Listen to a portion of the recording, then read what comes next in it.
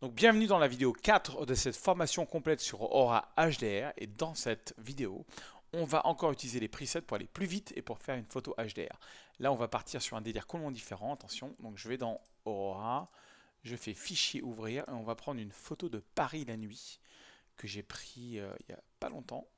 Bien que j'habite à Los Angeles, j'étais à Paris il n'y a pas longtemps et j'adore faire de la photo à Montmartre le soir.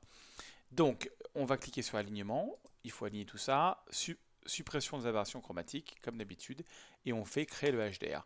Et voilà, j'adore l'ambiance de Paris la nuit. Montmartre, c'est un très vieux quartier et je trouve qu'il est super approprié pour le HDR. Regardez déjà le résultat comme ça, c'est assez spectaculaire. Regardez le avant, l'après, ça fait bien ressortir. C'est ça que j'adore avec le HDR.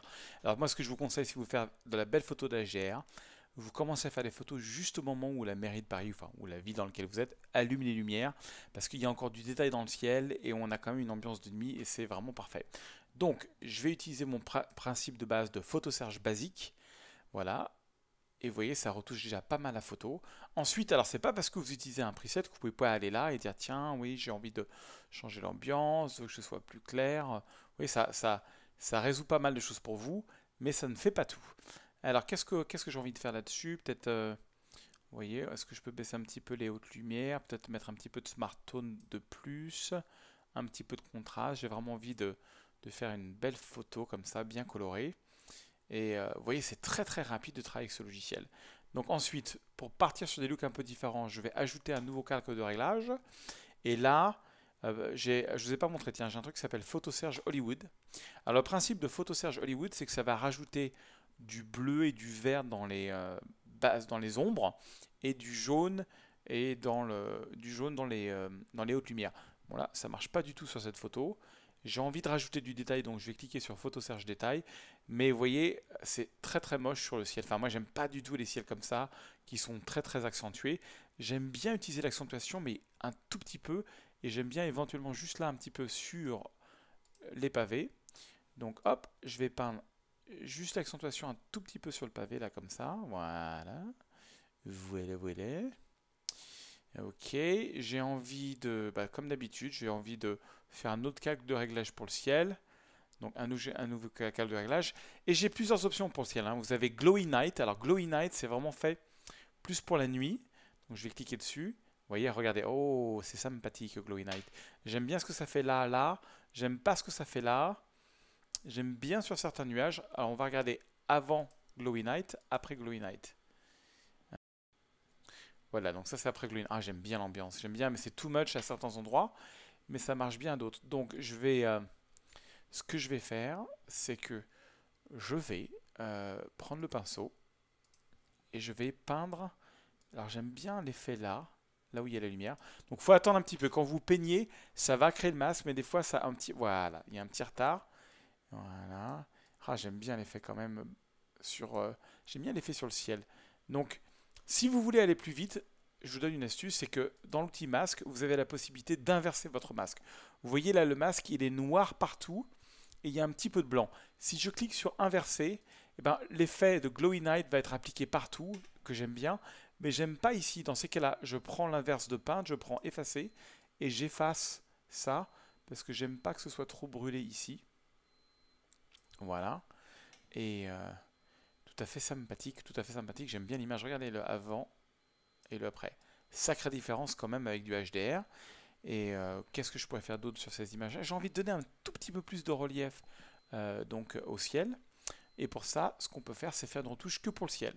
On peut ajouter un nouveau calque de réglage. Voilà. Et je vais voir ce que je peux faire là. J'ai envie de rajouter un petit peu de contraste. J'ai envie d'éclaircir mes blancs. Et toujours, là, je regarde que le ciel. Peut-être un peu d'exposition. Voilà, j'ai envie de faire un petit peu ressortir le ciel. J'aime pas du tout ce qui se passe sur le reste de l'image, mais j'aime bien ce qui se passe sur le ciel. Donc, hop, je vais prendre l'outil pinceau et je vais peindre sur le ciel ce que je fais. Et en fait, ça marche pas du tout. Donc, c'est pas grave.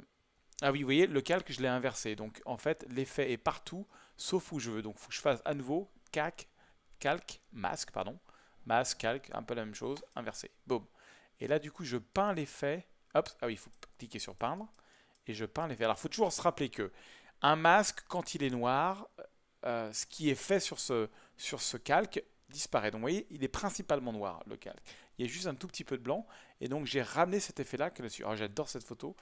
Alors là, vous voyez, il y a un petit effet qui est dû à un flair qui vient de cette lampe. J'ai envie de vous montrer quelque chose. J'ai envie d'aller dans ajouter un nouveau calque de bracketing et je vais prendre la photo à -2. Parce que des fois, la photo à -2, donc celle qui est sous-exposée, a moins de flair que l'autre. Voir si on peut juste rattraper ce petit flair. En fait, pour vous dire, je vais découvrir parce que c'est la première fois que j'essaie de le faire avec cette photo. J'ai pris la photo sous-exposée que j'ai remis, donc bien sûr ça fait très bizarre. Mais ce que je peux faire, c'est prendre donc mon outil pinceau. Hop, voilà, prendre l'outil pinceau. Et là, je vais, qu'est-ce que je vais faire? Je vais peindre l'effet juste là où il y a le flair. Voilà, et que là où il y a le flair. Voilà, du coup c'est un petit peu sombre, donc c'est pas grave, on peut quand même booster un petit peu l'exposition, ouvrir les zones d'ombre juste de cet endroit-là. Voilà, là c'est trop. L'idée, moi j'ai trop boosté l'exposition. Voilà, je voulais juste atténuer un petit peu l'effet. Alors je peux, mon masque est trop gros, je peux aller sur effacer et effacer juste, voilà. J'essaie juste de cacher un petit peu ça, puis ça vous montre aussi un petit peu comment fonctionne le masque.